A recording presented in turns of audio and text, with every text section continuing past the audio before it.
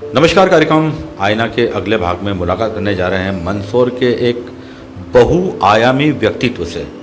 नाम है उनका राजेंद्र कुमार तिवारी। इस वक्त मैं उन्हीं के पास बैठा हुआ हूँ। इनका मैं आपको संक्षिप्त परिचय बताना चाहूँगा तो शायद मेरे शब्द कम पड़ जाएंगे, मैं फिर भी कोशिश करता हूँ। मैं आप मंदसौर के अंदर विगत लंबे समय से समाचार पत्रों के अंदर, पत्रिकाओं में गीत, गज़ल, शायरी और आलेख लिखते चले आ रहे हैं। लंबा सफ़र हो गया आपको। हिंदी के साथ साथ आपने उर्दू पर भी अपनी अच्छी पकड़ बनाई और उर्दू के अंदर भी काफ़ी अच्छी रचनाएं आपने लिखी हैं। जब आप मंदसौर के दैनिक समाचार पत्र ध्वज के अंदर लिखते थे तो आपके नियमित पाठक थे जो हर अंक में आपके लेख का, आपकी गज़लों का, आपकी शायरी का बेसब्री से इंतज़ार करते थे। आज भी इनका शौक़ बरकरार है। आज हम बात करते हैं आपके जीवन के बारे में, कहाँ से शुरुआत हुई और आज आप क्या कर रहे हैं और कैसे कर रहे हैं, और आज मंदसौर में लोगों का साहित्य में, गीत में, गज़ल में क्या रुचि, इसके बारे में भी हम थोड़ा सा पूछेंगे। सर बहुत बहुत धन्यवाद हमारे कार्यक्रम। राइट। मेरा पूरा नाम राजेंद्र कुमार तिवारी। मेरा जन्म स्थान मंदसौर जिले के गरोट तहसील में मिलखेड़ा गांव, जहाँ मेरा जन्म हुआ। बाल्य जीवन वहीं पर रहा। शिक्षा मेरी हायर सेकेंडरी से होकर के स्नातक तक पहुंची। बचपन से मेरा जीवन परिवार के संस्कारिक जीवन में रहा। धार्मिक वातावरण परिवार में रहा। मुझे उन दिनों में बाल्यकाल में गुरुदेव भगवान सत्यमित्रानंद गिरि जी महाराज का बहुत कृपामय आशीर्वाद प्राप्त हुआ। उसकी अपुरुषीय वाणी है, मैं उसके प्रति धन्यवाद व्यक्त करता हूँ कि पवित्र आत्मा थी जिन्होंने पहले दिन से मुझे कहा कि मेरा हर संदेश हमारे आवाम में दो, क्योंकि हमारा आवाम तकलीफ में है। मैंने उनकी आज्ञा का पालन किया और उन दिनों से लगभग 2017, 18, 19, 20, 22 तक लगभग चलता रहा। तब तक गज़ल लिखी, नज़्म लिखी और पैगाम लिखा, हमद लिखी और कई सारी विधाओं को उनकी आवाज़ को मैंने लिखा और अन्य रचनाओं में राष्ट्रीय रचनाएँ लिखी मैंने। तो इनमें आपके जो विषय होते थे, जो सब्जेक्ट होते थे, वो क्या रहते थे आपके? हिंदी की बात करें, हम उर्दू की बात करें, हम अंग्रेजी की बात करें, आप कौन से रस में लिखते थे या विषय क्या होते थे? लगभग अध्यात्म ही रहा है उसमें, चाहे उर्दू का मैटर रहा हो। हिंदी में भी मैंने राष्ट्रीय रचनाएँ लिखी, सामाजिक रचनाएँ लिखी और बाल्य जीवन की रचनाएँ लिखी, सामाजिक जीवन की रचनाएँ लिखी और हर धर्म के पहलू को छूने का मैंने प्रयास किया। मैंने अरदास लिखी और गुरु ग्रंथ साहब के लिए मेरे कई बार कार्यक्रम गुरुद्वारा में भी हुए। और मंदसौर का ऐसा कोई स्थान नहीं है जहाँ पर मैं गया नहीं हूँ, जहाँ पर मेरा वहाँ पर हाजिरी हुई। और कई सामाजिक संगठनों में मेरा सम्मान हुआ है, लेकिन मैंने सम्मान जो कुछ प्राप्त हुआ भगवान को अर्पण किया है, उन महापुरुषों को अर्पण किया है जिनकी प्रेरणा से मुझे लिखने का यह दृश्य मिला। हम चाहेंगे हमारे दर्शकों के लिए कि एक सबसे पहले आप, क्योंकि मातृभाषा हिंदी है, तो सबसे पहले आप हिंदी की एक रचना हमें स्वरचित सुनाएं ताकि हम उसका आनंद ले सकें और आपकी शैली को परख सकें। सर मैं इसके लिए छोटी सी मेरी रचना है जो मैं लगभग जन्मदिन के लिए हर जगह पढ़ता हूँ, वो मेरी प्रचलित रचना है, उसी को पाठ करता हूँ। एक मेरा गीत प्रचलित गीत है।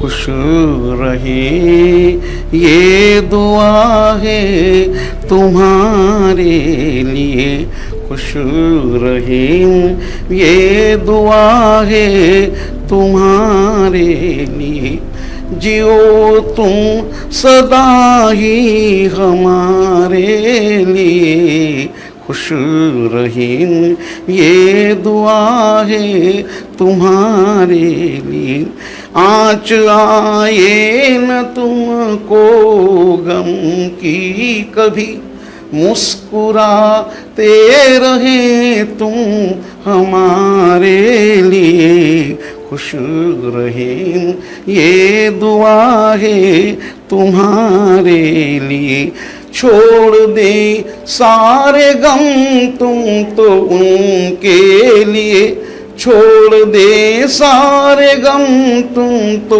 उनके लिए, मुस्कुराते रहें तुम हमारे लिए, खुश रहें ये दुआ है तुम्हारे लिए, ये दुआ है हमारी तुम्हारे।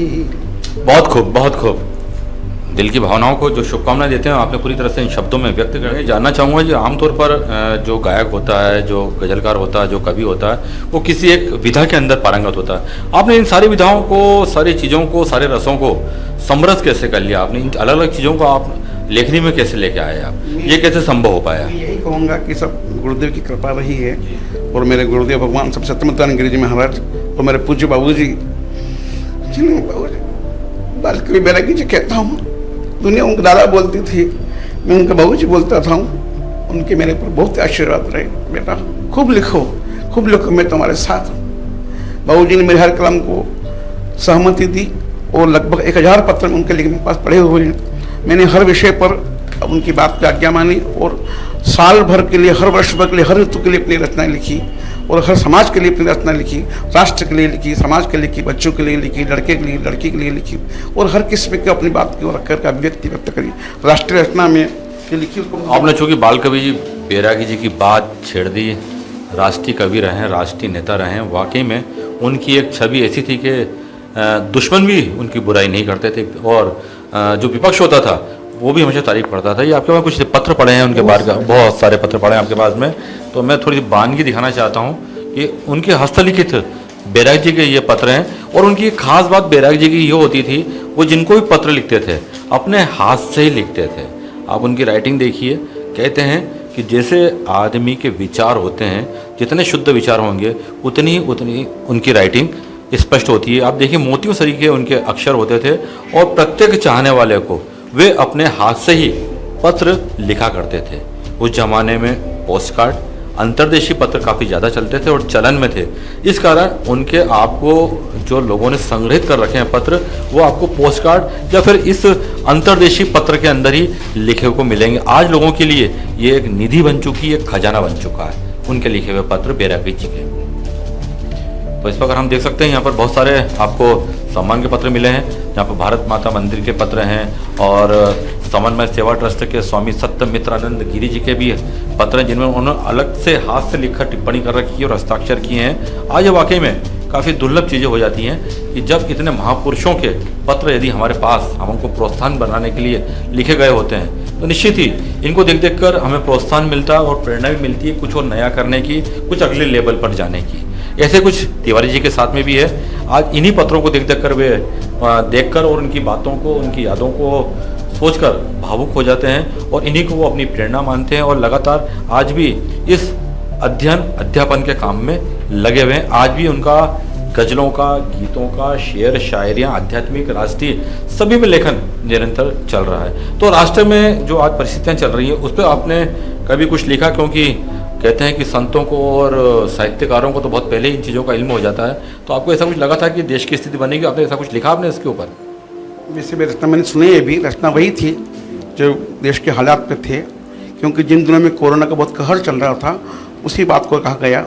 उन्हीं दिनों मैंने एक बात एक और लिखी कि करें किस पे यकीन हम जिसे न देखा है, करें किस पे यकीन हम जिसे न देखा है, सुना है फकत उसको कहानी की सो में, है वो मौजूद हर एक एक के दिल में, किया महसूस उसने सबने अपने ही। इन सारी बातों के बाद में लगता है कि मंदसौर के अंदर भी ऐसे बौद्धिक वर्ग रहता है जो किसी न किसी रूप में अपने आप को कायम रखता है और आने वाली पीढ़ी को कुछ देके जाता है। किसी भी शहर की पहचान उसके संस्कार, उनके स्ट्रक्चर, उनकी खूबसूरती, उनकी स्वच्छता के साथ साथ उसकी ऐतिहासिक पृष्ठभूमि तो खैर होती है, साथ में मंदसौर पहचाना जाता है ऐसे लोगों के कारण भी। मंदसौर के अंदर आज भी कई ऐसे लोग हैं जो लेखन में, पठन में, पाठन में और अन्य रचनाओं के माध्यम से, अन्य सकारात्मक कार्यों के माध्यम से अपनी छवि बनवाए। उनमें से आप हैं राजेंद्र कुमार तिवारी जी।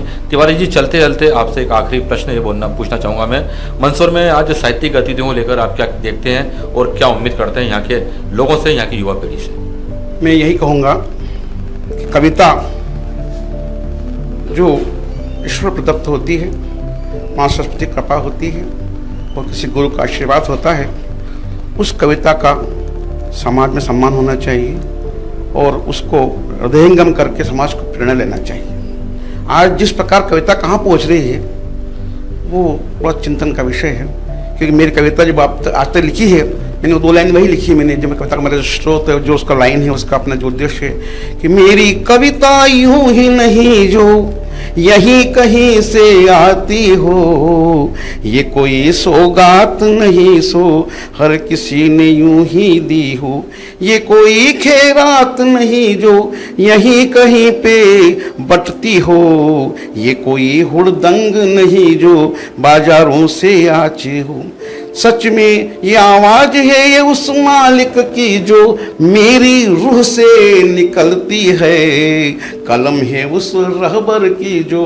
कागज पे उतर कर आती है, मुझको तुम यूं ही न समझना, मुझको तुम यूं ही न समझना, मैं कभी नहीं मिट पाऊंगा, वजूद हूँ मैं उस मालिक का, मैं कभी नहीं हट पाऊंगा। सबके लिए मंगल कामना, शुभकामना, धन्यवाद।